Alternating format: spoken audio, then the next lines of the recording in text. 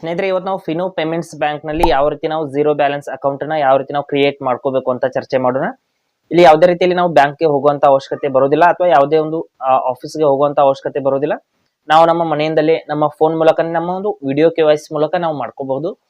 ಯಾವ ರೀತಿ ಮಾಡಬೇಕು, ಏನೇನು ಡಾಕ್ಯುಮೆಂಟ್ ಬರುತ್ತೆ ಮತ್ತು ಪ್ರೊಸೆಸ್ ಯಾವ ರೀತಿ ಇರುತ್ತೆ ನಾನು ಸಂಪೂರ್ಣವಾಗಿ ಇವತ್ತು ಎಕ್ಸ್ಪ್ಲೈನ್ ಮಾಡ್ತೀನಿ. ಹಾಗೆ ನಮ್ಮ ಚಾನಲ್ಗೆ ಮೊಟ್ಟ ಮೊದಲು ಬಂದಿದ್ರೆ ದಯವಿಟ್ಟು ನಮ್ಮ ಚಾನಲ್ ನ ಸಬ್ಸ್ಕ್ರೈಬ್ ಮಾಡಿ ಮತ್ತು ಪಕ್ಕದಲ್ಲಿ ಇರುವಂತಹ ಬೆಲ್ ಐಕಾನ್ ಅನ್ನು ಪ್ರೆಸ್ ಮಾಡಿ ನಮ್ಮ ತಂತ್ರಜ್ಞಾನ ಆಧಾರಿತ ಬೃಹತ್ ಕುಟುಂಬದ ಸದಸ್ಯರಾಗಿ. ಸ್ನೇಹಿತರೆ, ಇಲ್ಲಿ ನಮಗೆ ಏನೇನ್ ಬೇಕಾಗುತ್ತೆ ಅಂದ್ರೆ ಆಧಾರ್ ಕಾರ್ಡು, ಪ್ಯಾನ್ ಕಾರ್ಡು ಬೇಕಾಗುತ್ತೆ. ಅದರೊಟ್ಟಿಗೆ ನಮ್ಮ ಒಂದು ಸೆಲ್ಫಿನ ಅವ್ರಿಗೆ ಕೊಡ್ಬೇಕಾಗುತ್ತೆ. ಆ ಒಂದು ವಿಡಿಯೋ KYC ಮಾಡ್ತಿರ್ಬೇಕಾದ್ರೆ ನಮ್ಮ ಸೆಲ್ಫಿ ಕೊಡ್ಬೇಕಾಗುತ್ತೆ. ನಮ್ಮ ಆಧಾರ್ ನಂಬರು, ಪ್ಯಾನ್ ನಂಬರು ಅಥವಾ ನಮ್ಮ ಒಂದು ಪ್ಯಾನ್ ಕಾರ್ಡ್ ಫೋಟೋನು ಕೂಡ ನಾವು ಕೊಡ್ಬೇಕಾಗುತ್ತೆ.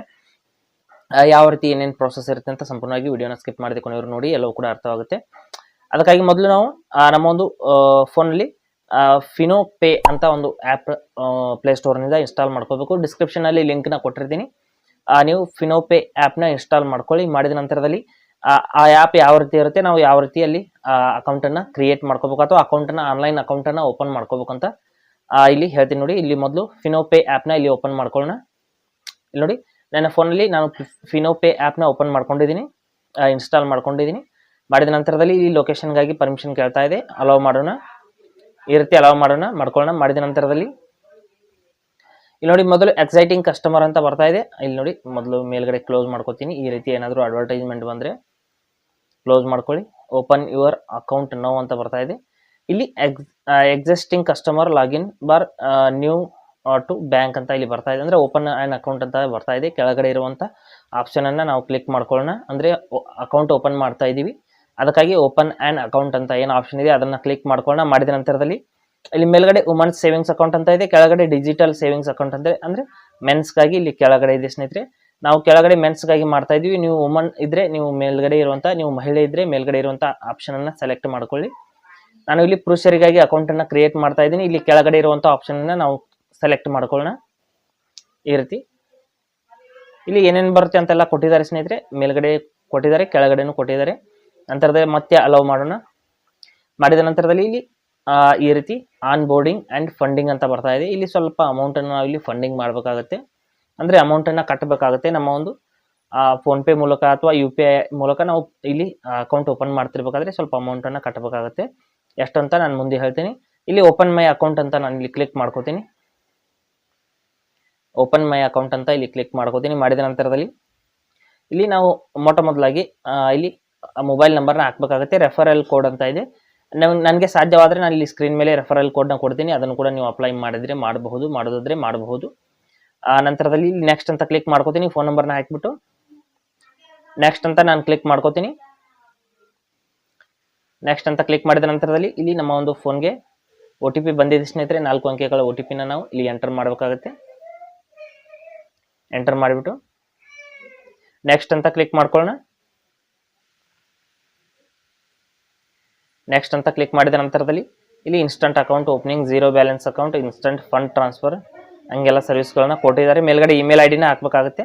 ನಿಮ್ಮ ಒಂದು ಯಾವ ಒಂದು ಇಮೇಲ್ ID ನ ನೀವು ರಿಜಿಸ್ಟರ್ ಮಾಡಬೇಕು ಅಂತೀರಾ ಆ ಇಮೇಲ್ ID ನ ಹಾಕಿಬಿಟ್ಟು ನೆಕ್ಸ್ಟ್ ಅಂತ ಕ್ಲಿಕ್ ಮಾಡ್ಕೊಳ್ಳಿ. ನೆಕ್ಸ್ಟ್ ಅಂತ ಕ್ಲಿಕ್ ಮಾಡಿದ ನಂತರದಲ್ಲಿ ಈ ರೀತಿ ನಮ್ಮ ಒಂದು ಇಮೇಲ್ ID ಗೆ ಒಂದು OTP ಬರುತ್ತೆ. ಆ OTP ನ ಇಲ್ಲಿ ಹಾಕಬೇಕಾಗುತ್ತೆ. ಹಾಕಿಬಿಟ್ಟು ನೆಕ್ಸ್ಟ್ ಅಂತ ಕ್ಲಿಕ್ ಮಾಡ್ಕೋಬೇಕು. ನೋಡಿ, OTP ನ ನಾನು ಹಾಕಿದ್ದೀನಿ. ಹಾಕಿಬಿಟ್ಟು ನೆಕ್ಸ್ಟ್ ಅಂತ ಕ್ಲಿಕ್ ಮಾಡ್ಕೋತೀನಿ. ನಂತರದಲ್ಲಿ ಆಧಾರ್ ನಂಬರ್ ಹಾಗೂ ಪ್ಯಾನ್ ನಂಬರ್ನ ನಾವು ಹಾಕಬೇಕಾಗುತ್ತೆ. ಆಧಾರ್ ನಂಬರ್, ಪ್ಯಾನ್ ನಂಬರ್ನ ಹಾಕಿಬಿಟ್ಟು ಇಲ್ಲಿ ಅಗ್ರಿ ಅಂತ ಕ್ಲಿಕ್ ಮಾಡ್ಕೋಬೇಕು. ಐ ಅಗ್ರಿ ಅಂತ ಇಲ್ಲಿ ಆಧಾರ್ ನಂಬರ್, ಪ್ಯಾನ್ ನಂಬರ್ ಕೆಳಗಡೆ ಇರುವಂತ ಬಾಕ್ಸ್ ಮೇಲೆ ಕ್ಲಿಕ್ ಮಾಡ್ಕೋಬೇಕು. ಈ ರೀತಿ ನೋಡ್ಬೋದು. ನಂತರದಲ್ಲಿ ನೆಕ್ಸ್ಟ್ ಅಂತ ಕ್ಲಿಕ್ ಮಾಡ್ಕೊಳ್ಳೋಣ. ಮತ್ತೆ ಇಲ್ಲಿ ಆಧಾರ್ OTP ಅಥೆಂಟಿಕೇಶನ್ ಅಂತ ಬರ್ತಾ ಇದೆ. ಅಂದ್ರೆ ಆಧಾರ್ ಕಡೆಯಿಂದ ಒಂದು OTP ಬರುತ್ತೆ, 6 ಅಂಕೆಗಳ OTP ನ ನಾವು ಇಲ್ಲಿ ಹಾಕಬೇಕಾಗುತ್ತೆ. ಹಾಕಿಬಿಟ್ಟು ನೆಕ್ಸ್ಟ್ ಅಂತ ಕ್ಲಿಕ್ ಮಾಡ್ಕೋಬೇಕು.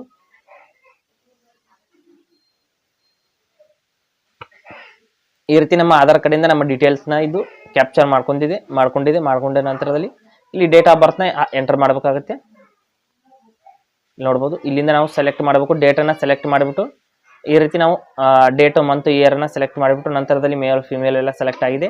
ಪ್ಯಾನ್ ನಂಬರ್ ಸೆಲೆಕ್ಟ್ ಆಗಿದೆ. ನಂತರದಲ್ಲಿ ಈ ರೀತಿ ಸ್ವಲ್ಪ ಕೆಳಗಡೆ ಸ್ಕ್ರೋಲ್ ಮಾಡಿಬಿಟ್ಟು ಇಲ್ಲಿ ನೇಮ್ ಆಸ್ ಪರ್ ಪ್ಯಾನ್ ಅಂದ್ರೆ ನಮ್ಮ ಪ್ಯಾನ್ ಕಾರ್ಡ್ ನಲ್ಲಿ ಹೆಸರು ಏನಿದೆ ಅದನ್ನ ಹಾಕಬೇಕಾಗುತ್ತೆ. ಇಲ್ಲಿ ಅಡ್ರೆಸ್ ನ ನಮ್ಮ ಬಿಲ್ಡಿಂಗ್ ನೇಮು, ಸ್ಟ್ರೀಟು, ನಮ್ಮ ಒಂದು ಲೊಕ್ಯಾಲಿಟಿ, ಲ್ಯಾಂಡ್ಮಾರ್ಕ್ ಅಂತೆಲ್ಲ ಇದೆ. ನಿಮ್ಮ ಏರಿಯಾದ ಹೆಸರನ್ನು ಹಾಕಿಬಿಟ್ಟು ನಿಮ್ಮ ಒಂದು ಪಿನ್ ಕೋಡನ್ನು ಹಾಕಿಬಿಟ್ಟು ಈ ರೀತಿ ನೆಕ್ಸ್ಟ್ ಅಂತ ಕ್ಲಿಕ್ ಮಾಡ್ಕೋಬೇಕು. ಮಾಡಿದ ನಂತರದಲ್ಲಿ congratulations your KYC PAN verification done ಅಂತ ಬಂತು. ನಂತರದಲ್ಲಿ ಅದರ್ ಇನ್ಫಾರ್ಮೇಷನ್ ಅಂತ ಬಂದಿದೆ. ನಮ್ಮ ಒಂದು ಫ್ಯಾಮಿಲಿ ಡೀಟೇಲ್ಸ್ನ ಇಲ್ಲಿ ಹಾಕಬೇಕಾಗುತ್ತೆ.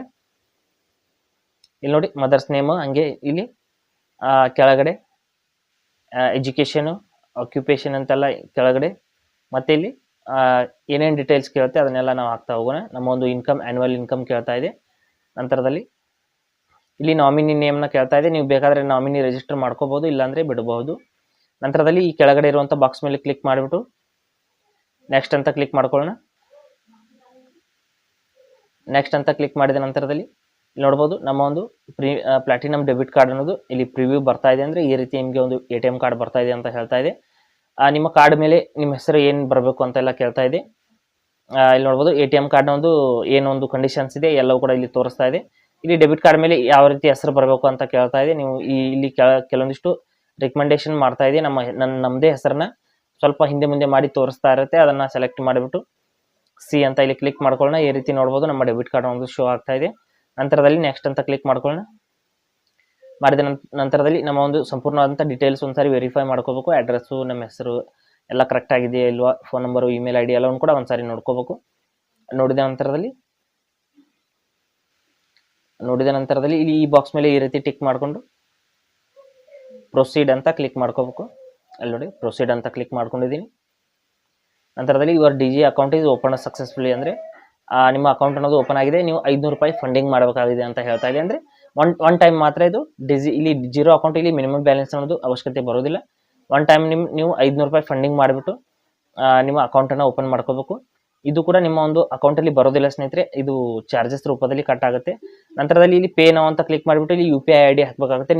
ನೀವು ಆಲ್ರೆಡಿ ಫೋನ್ಪೇನ ಯೂಸ್ ಮಾಡ್ತಾ ಇದ್ರೆ ನಿಮ್ಮ ಫೋನ್ಪೇದಲ್ಲಿ UPI ID ಹಾಕಿಬಿಟ್ಟು ಪೇಮೆಂಟ್ ಮಾಡಿ. ಇಲ್ಲಾಂದರೆ ನಿಮ್ಮ ಸ್ನೇಹಿತರ ಅಥವಾ ಇನ್ಯಾರದೇ ಬೇರೆಯವರ ಒಂದು UPI ID ಹಾಕಿಬಿಟ್ಟು ಇಲ್ಲಿ ವೆರಿಫೈ VPA ಅಂತ ಕ್ಲಿಕ್ ಮಾಡ್ಕೊಳ್ಳಿ. ಅವರ ಅಕೌಂಟಿಂದ ಪೇಮೆಂಟ್ ಮಾಡಬೇಕಾಗುತ್ತೆ. ಅಥವಾ ನಮ್ಮ ಬೇರೆ ಅಕೌಂಟ್ ಇದ್ರೆ ಬೇರೆ ಅಕೌಂಟಿಂದ ಪೇಮೆಂಟ್ ಮಾಡಬೇಕು. ನಂತರದಲ್ಲಿ ಸೆಂಡ್ ರಿಕ್ವೆಸ್ಟ್ ಅಂತ ಈ ರೀತಿ ಕ್ಲಿಕ್ ಮಾಡ್ಕೊಳ್ಳೋಣ. ಮಾಡಿದ ನಂತರದಲ್ಲಿ ನೀವು ಯಾವ ಫೋನ್ಪೇನಿಂದ UPI ಒಂದು ID ಹಾಕಿದ್ರೆ ಆ ಫೋನ್ಪೇಗೆ ಒಂದು ರಿಕ್ವೆಸ್ಟ್ ಹೋಗಿರುತ್ತೆ. ಆ ಫೋನ್ಪೇನ ಓಪನ್ ಮಾಡ್ಕೊಳ್ಳಿ. ಈ ರೀತಿ ಅವರ ಫೋನ್ಪೇನ ಅಥವಾ ನಿಮ್ಮದೇ ಫೋನ್ಪೇ ಇದ್ರೂ ಕೂಡ ಅದನ್ನು ಓಪನ್ ಮಾಡಿದ ನಂತರದಲ್ಲಿ ಇಲ್ಲಿ ಒಂದು ಪೇಮೆಂಟ್ ರಿಕ್ವೆಸ್ಟ್ ಬಂದಿರುತ್ತೆ. 500 ರೂಪಾಯಿ ಪೇಮೆಂಟ್ ರಿಕ್ವೆಸ್ಟ್ ನೋಡ್ಬೋದು. ಇಲ್ಲಿ ಪೇ ಅಂತ ಕ್ಲಿಕ್ ಮಾಡ್ಕೋಬೇಕು. ಮಾಡಿಬಿಟ್ಟು ಇಲ್ಲಿ UPI ಪಿನ್ನನ್ನು ಹಾಕಿಬಿಟ್ಟು ರೈಟ್ ಮಾರ್ಕ್ ಮೇಲೆ ಕ್ಲಿಕ್ ಮಾಡ್ಕೋತೀನಿ. ಈ ರೀತಿ ಹಾಕಿಬಿಟ್ಟು ಇಲ್ಲಿ ರೈಟ್ ಮಾರ್ಕ್ ಮೇಲೆ ಕ್ಲಿಕ್ ಮಾಡ್ಕೋತೀನಿ. ಮಾಡಿದ ನಂತರದಲ್ಲಿ ನಮ್ಮ ಒಂದು ಪೇಮೆಂಟ್ ಇಲ್ಲಿ ಸಕ್ಸಸ್ಫುಲ್ ಆದ ತಕ್ಷಣದಲ್ಲಿ ನಮ್ಮ ಒಂದು ಅಕೌಂಟಿಗೆ ಒಂದು ನೋಡ್ಬೋದು ಫಿನೋ ಪೇಮೆಂಟ್ಸ್ ಬ್ಯಾಂಕ್ ಕಡೆಯಿಂದ ನಮಗೆ ಮೆಸೇಜ್ ಬಂದಿರುವಂಥದ್ದು. ನಂತರದಲ್ಲಿ ನೋಡಿ your payment is done successfully ಅಂತ ಬರ್ತಾ ಇದೆ. ಇಲ್ಲಿ ಡನ್ ಅಂತ ಕ್ಲಿಕ್ ಮಾಡ್ಕೋಬೇಕು. ಮಾಡಿದ ನಂತರದಲ್ಲಿ ಇಲ್ಲಿ ನೋಡ್ಬೋದು ಯುವರ್ ಡೀಟೇಲ್ಸ್, ಅಂದರೆ ನಮ್ಮ ಒಂದು ಅಕೌಂಟ್ ನಂಬರು, IFSC ಕೋಡು, ಹಂಗೆ ನಮ್ಮ UPI ID ಎಲ್ಲ ಇಲ್ಲಿ ತೋರಿಸ್ತಾ ಇದೆ. ನಂತರದಲ್ಲಿ ನೀವು ಇಲ್ಲಿ ಮೊದಲು ವಿಡಿಯೋ KYC ಮಾಡ್ಕೊಳ್ಳಿ ಅಂತ ಹೇಳ್ತಾ ಇದೆ. ಇಲ್ಲಿ ಕೆಳಗಡೆ ಪ್ರೊಸೀಡ್ ಟು KYC ಅಂತ ಅಥವಾ ವಿಡಿಯೋ KYC ಅಂತ ಕ್ಲಿಕ್ ಮಾಡ್ಕೋಬೇಕು. ಪ್ರೊಸೀಡ್ ಟು KYC ಅಂತ ಕ್ಲಿಕ್ ಮಾಡಿಬಿಟ್ಟು ನಮ್ಮ ವಿಡಿಯೋ KYC ನಾವು ಪ್ರೊಸೀಡ್ ಟು ವಿಡಿಯೋ KYC ಅಂತ ಕ್ಲಿಕ್ ಮಾಡೋದಕ್ಕಿಂತ ಮುಂಚೆ ನಮ್ಮ ಒಂದು ಆಧಾರ್ ಕಾರ್ಡು ಅಥವಾ ಪ್ಯಾನ್ ಕಾರ್ಡು ಎಲ್ಲವನ್ನು ಕೂಡ ನಾವು ರೆಡಿ ಇಟ್ಕೊಂಡಿರ್ಬೇಕು. ಮತ್ತು ಸ್ವಲ್ಪ ಬೆಳಕಿರುವ ಒಂದು ಏರಿಯಾದಲ್ಲಿ ನಾವು ಇರಬೇಕಾಗತ್ತೆ. ನಂತರದಲ್ಲಿ ಇಲ್ಲಿ ಈ ರೀತಿ ಅಲೋ ಮಾಡ್ಕೋತೀನಿ, ಪರ್ಮಿಷನ್ಗೆಲ್ಲ ಅಲೋ ಮಾಡ್ಕೋತೀನಿ. ಮಾಡಿದ ನಂತರದಲ್ಲಿ ನಮ್ಮ ಒಂದು ವಿಡಿಯೋ KYC ಒಂದು ಪೇಜ್ ಅನ್ನೋದು ಓಪನ್ ಆಗುತ್ತೆ. ಇಲ್ಲಿ ನೋಡ್ಬೋದು ಸ್ಟಾರ್ಟ್ ಅಂತ ಕ್ಲಿಕ್ ಮಾಡ್ಕೋತೀನಿ. ಕಂಪ್ಲೀಟ್ ಯುವರ್ ವಿಡಿಯೋ KYC ಅಂತ ಹೇಳ್ತಾ ಇದೆ. ಸ್ಟಾರ್ಟ್ ಅಂತ ನಾನು ಕ್ಲಿಕ್ ಮಾಡ್ಕೋತೀನಿ. ಇಲ್ಲಿ ನೋಡಿ ಈ ರೀತಿ ಕಂಪ್ಲೀಟ್ ಯುವರ್ ವಿಡಿಯೋ KYC ಅಂತ ಬರ್ತಾ ಇದೆ. ಈ ರೀತಿ ನೋಡ್ಬೋದು. ಸ್ಟಾರ್ಟ್ ಅಂತ ಕ್ಲಿಕ್ ಮಾಡಿದ ತಕ್ಷಣದಲ್ಲಿ ಈ ರೀತಿ ಸ್ವಲ್ಪ ವೇಟ್ ಮಾಡಿದ ನಂತರದಲ್ಲಿ ನಮ್ಮ ಒಂದು ವಿಡಿಯೋ ಕಾಲ್ ಅನ್ನೋದು ಕನೆಕ್ಟ್ ಆಗುತ್ತೆ. ಇಲ್ಲಿ ನೋಡ್ಬೋದು ಈ ರೀತಿ ಕನೆಕ್ಟ್ ಆಗಿದೆ. ಆದ ನಂತರದಲ್ಲಿ ಅವರು ಕೆಲವೊಂದಿಷ್ಟು ಡೀಟೇಲ್ಸ್ನ ಕೇಳ್ತಾರೆ ಸ್ನೇಹಿತರೆ. ನಮ್ಮ ಸೆಲ್ಫಿನೆಲ್ಲ ತಗೊಳ್ತಾರೆ, ಹಾಗೆ ನಮ್ಮ ಒಂದು ಪ್ಯಾನ್ ಕಾರ್ಡ್ ಫೋಟೋನು ಕೂಡ ತಗೊಳ್ತಾರೆ. ನಂತರದಲ್ಲಿ ನಮ್ಮ ಒಂದು ಆಧಾರ್ ಕಾರ್ಡ್ ಕಡೆಯಿಂದ ಒಂದು OTP ಎಲ್ಲ ಹೇಳ್ತಾರೆ. ಅದರ ಒಂದು ಪ್ರೋಸೆಸ್ ಇರುತ್ತೆ. ಆ ಪ್ರೋಸೆಸ್ ಕಂಪ್ಲೀಟ್ ಆದ ತಕ್ಷಣದಲ್ಲಿ ನಮ್ಮ ಅಕೌಂಟ್ ಅನ್ನೋದು ಆಕ್ಟಿವೇಟ್ ಆಗುತ್ತೆ. ನೀವು ಆ ಆ್ಯಪ್ನ ಓಪನ್ ಮಾಡಿಬಿಟ್ಟು ನೀವು ಆ್ಯಪ್ನಲ್ಲಿ ನಿಮ್ಮ ಅಕೌಂಟನ್ನು ಸೆಟಪ್ ಮಾಡ್ಕೋಬೇಕಾಗುತ್ತೆ. ಯಾವ ರೀತಿ ಮಾಡ್ಕೋಬೇಕು ಅಂತ ನಾನು ಬೇರೆ ವಿಡಿಯೋದಲ್ಲಿ ಸಂಪೂರ್ಣವಾಗಿ ಹೇಳ್ತೀನಿ. ನೀವು ಈ ರೀತಿ ಅಕೌಂಟನ್ನು ಕ್ರಿಯೇಟ್ ಮಾಡಿಬಿಟ್ಟು ವಿಡಿಯೋ KYC ಮಾಡಿಬಿಟ್ಟು ಕಂಪ್ಲೀಟ್ ಮಾಡ್ಕೊಳ್ಳಿ. ಮತ್ತು ವಿಡಿಯೋ KYC ಅನ್ನೋದು ಹಿಂದಿಯಲ್ಲಿ ಇರುತ್ತೆ ಸ್ನೇಹಿತರೆ. ನನಗೆ ಕನ್ನಡದಲ್ಲಿ ಅವೈಲೇಬಲ್ ಸಿಗಲಿಲ್ಲ, ಬಹುಶಃ ಇರ್ಬೋದು, ಕನ್ನಡದಲ್ಲೂ ಕೂಡ ಇರಬಹುದು. ನಾನು ಹಿಂದಿನಲ್ಲಿ ವಿಡಿಯೋ KYC ಮಾಡಿದ ನಂತರದಲ್ಲಿ ನನ್ನ ಅಕೌಂಟ್ ಅನ್ನೋದು ಆಕ್ಟಿವೇಟ್ ಆಯಿತು. ಈ ರೀತಿ ನೀವು ನಿಮ್ಮ ಒಂದು ಬ್ಯಾಂಕ್ ಯಾವುದೇ ಬ್ಯಾಂಕಿಗೆ ಹೋಗದೆ ನಿಮ್ಮ ಒಂದು ಜೀರೋ ಬ್ಯಾಲೆನ್ಸ್ ಅಕೌಂಟನ್ನು ನಿಮ್ಮ ಫೋನ್ ಮೂಲಕ ಓಪನ್ ಮಾಡ್ಕೋಬಹುದು. ಹಾಗೆ ಸ್ನೇಹಿತರೆ, ಕೊಟ್ಟಿರೋ ಮಾಹಿತಿ ಸಂಪೂರ್ಣ ಮತ್ತು ನಿರೂಪಣೆ ಮಾಡಿದೆ, ಶೈಲಿ ಉತ್ತಮ ಅಂತ ಅನಿಸಿದರೆ ವಿಡಿಯೋನ ಲೈಕ್ ಮಾಡಿ ಮತ್ತು ನಿಮ್ಮ ಸ್ನೇಹಿತರಿಗೂ ಕೂಡ ಶೇರ್ ಮಾಡಿ. ಹಾಗೆ ಇದ್ರ ಬಗ್ಗೆ ಸಮಸ್ಯೆಗಳು ಡೌಟ್ಗಳಿದ್ದರೆ ಕಮೆಂಟಲ್ಲಿ ಅವಶ್ಯವಾಗಿ ತಿಳಿಸಿ. ಮುಂದಿನ ವಿಡಿಯೋದಲ್ಲಿ ಮತ್ತೊಂದು ಹೊಸ ವಿಷಯದೊಂದಿಗೆ ಇದೇ ರೀತಿ ನಿಮ್ಮ ಮುಂದೆ ಬರ್ತೀವಿ. ಎಲ್ಲಿವರೆಗೂ ಟೇಕ್ ಕೇರ್.